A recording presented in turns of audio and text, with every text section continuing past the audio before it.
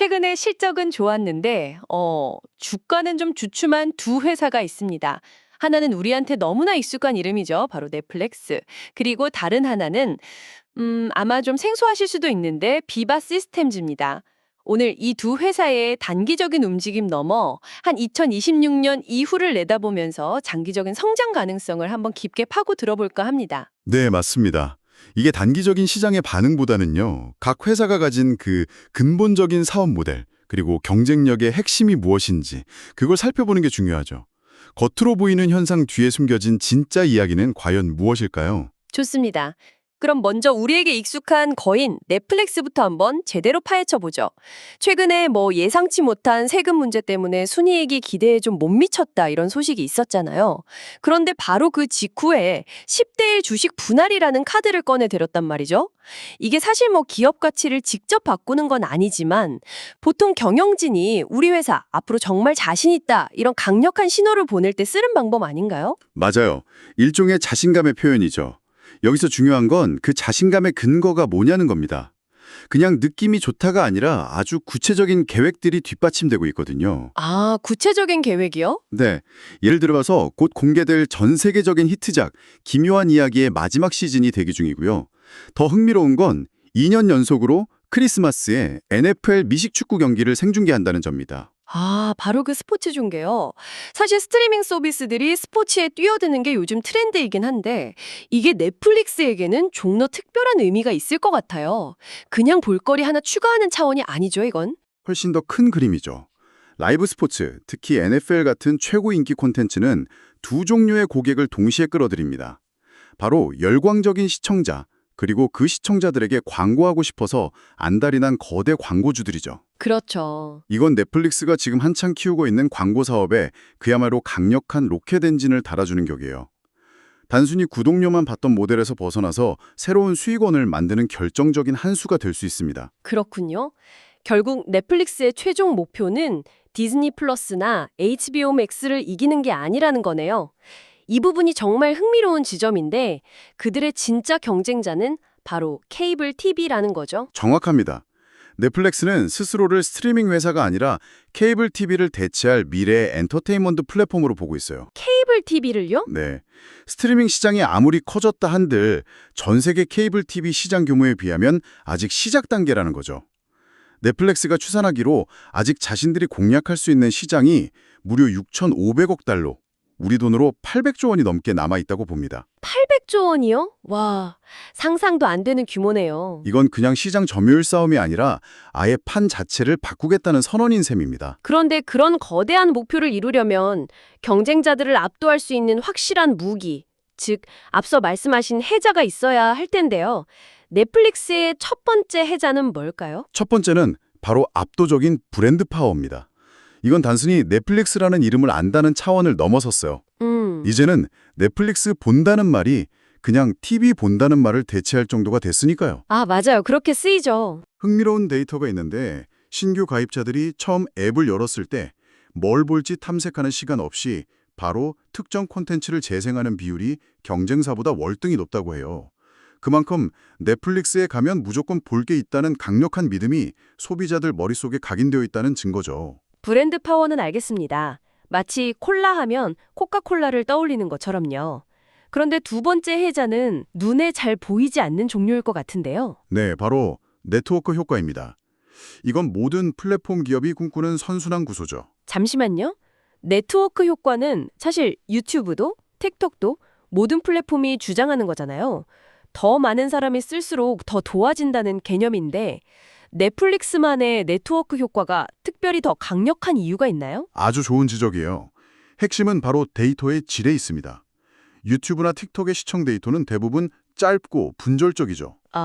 하지만 넷플릭스는 한 사람이 2시간짜리 영화를 끝까지 봤는지, 10부작 시리즈를 3부에서 멈췄는지, 어떤 장면을 되돌려봤는지까지 알고 있습니다.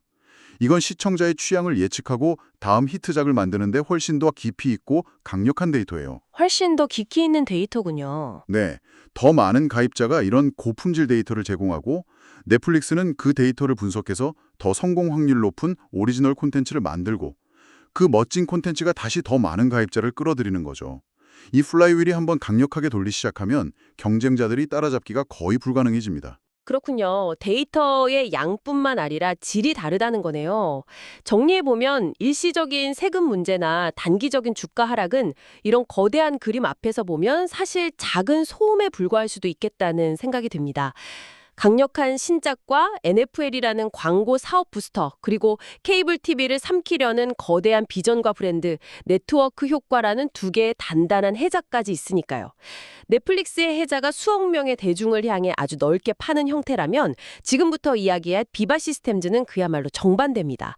아주 좁고 깊게, 하지만 한 번 빠지면 절대 헤어나올 수 없는 그런 해자를 파는 장인이죠. 솔직히 말씀드리면 저도 이번에 자료를 보기 전까지는 비바 시스템즈라는 이름은 처음 들어봤거든요. 아마 대부분의 사람들이 그럴 거예요. 이 회사는 일반 소비자가 아니라 아주 특별한 고객들, 즉 제약, 생명공학, 의료기기 같은 생명과학 산업에만 집중해서 클라우드 소프트웨어를 제공하는 회사입니다. 아, 특정 산업에만요? 네. 비유하자면 모두에게 맞는 기성복을 파는 게 아니라 아주 까다로운 요구사항을 가진 단 한 종류의 고객만을 위한 완벽한 맞춤 정장을 만드는 장인 같은 곳이죠. 그런데 왜 굳이 한 분야에만 집중하는 걸까요? 다른 산업으로 확장하면 더 크게 성장할 수 있을 텐데 말이죠. 바로 그 지점이 비바의 해자가 시작되는 곳입니다. 생명과학 산업은 다른 어떤 산업과도 비교할 수 없을 정도로 특수하고 까다롭기 때문이에요. 신약 개발 데이터의 무결성, 환자 개인정보 보호, 그리고 FDA 같은 규제기관의 상상을 초월하는 엄격한 감독을 모두 통과해야 합니다. 비바는 처음부터 이 모든 복잡한 규정을 완벽하게 충족하도록 시스템을 설계했어요. 아, 그러니까 다른 범용 소프트웨어, 예를 들어 세일즈포스 같은 걸 가져와서 제약산업에 맞게 뜯어 고치는 게 아니라 그냥 처음부터 제약산업만을 위한 전용 운영체제를 만든 셈이군요. 정확한 비유입니다. 그렇기 때문에 머크나 일라이릴리 같은 세계적인 거대 제약사들이 비바의 핵심 고객이 된 거죠. 그리고 일단 한번 비바 시스템을 도입하면 다른 시스템으로 바꾸는 건 거의 불가능에 가깝습니다. 거의 불가능하다고요? 네, 이건 단순히 불편한 수준이 아니에요. 회사의 모든 임상시험 데이터, 영업기록, 규제 관련 문서를 옮기는 건 비유하자면 회사의 데이터 시스템에 대고 개복 수술을 하는 것과 같아요. 수년의 시간과 수천억의 비용이 들 수 있는 엄청난 프로젝트죠. 이 어마어마한 전원 비용이 바로 비바의 가장 깊은 해자인 셈입니다. 한 번 고객이 되면 영원한 고객이 되는 구조군요. 그런데 이렇게 탄탄한 비즈니스를 가진 회사도 최근에 주가가 꽤 출렁였어요. 3분기 매출이 16%나 성장했는데 요즘 같은 고금리 시대에 이 정도면 정말 견고한 성적표거든요. 그런데도 주가는 떨어졌어요. 시장은 20% 이상의 성장을 기대했던 걸까요? 아니면 이 16%라는 숫자 뒤에 숨겨진 함정이 있었던 건가요? 시장의 우려를 들여다보면 두 가지 정도가 있어요. 하나는 앞으로의 성장률이 분석가들의 아주 높은 기대치보다는 조금 낮을 것이라는 회사의 전망. 그리고 다른 하나는 일부 대형 고객을 잃을 수도 있다는 루머성 우려였죠. 아, 미래의 기대감. 네, 과거의 뛰어난 성과가 아니라 미래의 기대감이 조금 꺾였다는 이유만으로 주가가 반응한 겁니다. 하지만 그게 이야기의 전부가 아닐 것 같은데요. 물론이죠. 더 큰 그림을 보면 다른 해석이 가능합니다. 비바는 원래 2025년까지 연 매출 30억 달러를 달성하겠다는 목표를 가지고 있었는데 이걸 이미 조기에 달성해버렸어요. 와, 벌써요? 네. 그리고 여기서 멈추지 않고 2030년까지 그 수치를 2배인 60억 달러로 만들겠다는 새로운 청사진을 제시했습니다. 이건 여전히 연평균 10% 중반대의 아주 견고한 성장을 이어가겠다는 의미거든요. 60억 달러도 어마어마한데 그게 이 회사가 볼 수 있는 성장의 끝은 아니라는 거죠? 맞습니다. 비바가 보는 자신들의 전체 시장 규모, 즉 템은 200억 달러에 달합니다. 200억 달러요? 네, 60억 달러를 달성해도 성장할 공간이 3배 이상 남아있다는 뜻이죠. 게다가 이 회사는 혁신을 멈추지 않아요. 곧 비바 AI라는 걸 출시하는데 이건 단순히 챗봇 같은 게 아니라 임상시험 준비나 규제 서류 제출처럼 생명과학 분야의 아주 복잡하고 전문적인 업무 효율을 극적으로 높여줄 인공지능 도구 모음입니다. 아, AI를 활용해서 전문 분야를 더 파고드는 거군요. 그렇죠. 자신들이 가장 잘하는 전문 분야를 AI 기술로 더욱 깊게 파고들어 해자를 더 단단하게 만드는 전략이죠. 결국 비바 시스템즈의 이야기는 단기적인 성장 속도에 대한 시장의 조바심에도 불구하고 누구도 넘볼 수 없는 특정 분야에서의 압도적인 지배력과 명확한 장기 성장 계획, 그리고 그 해자를 더 깊게 파는 지속적인 혁신이 핵심이라는 거군요. 자, 오늘 두 회사의 이야기를 한번 정리해보죠. 한쪽에는 우리 모두가 아는 미디어 거인 넷플릭스가 케이블 TV 시장 전체를 대체하겠다는 아주 넓은 해자를 파고 있고, 다른 한쪽에는 전문가들만 아는 비바 시스템즈가 수익성 높은 특정 산업을 완벽하게 장악하며 아주 깊은 해자를 파고 있습니다. 두 회사 모두 최근 시장에 의심을 샀지만 그 이면을 들여다보니 미래를 향한 단단한 성장 동력이 각자의 방식으로 자리 잡고 있는 것 같네요. 그렇죠.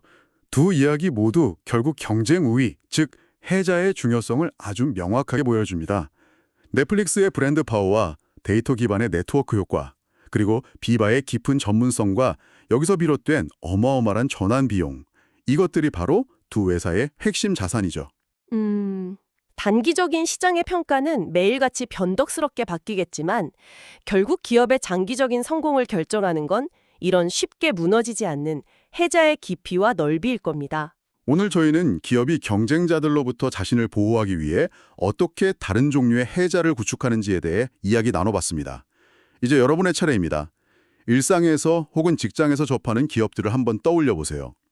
여러분이 매일 쓰는 앱, 자주 가는 가게, 혹은 투자하고 있는 회사의 진짜 해자는 무엇인가요?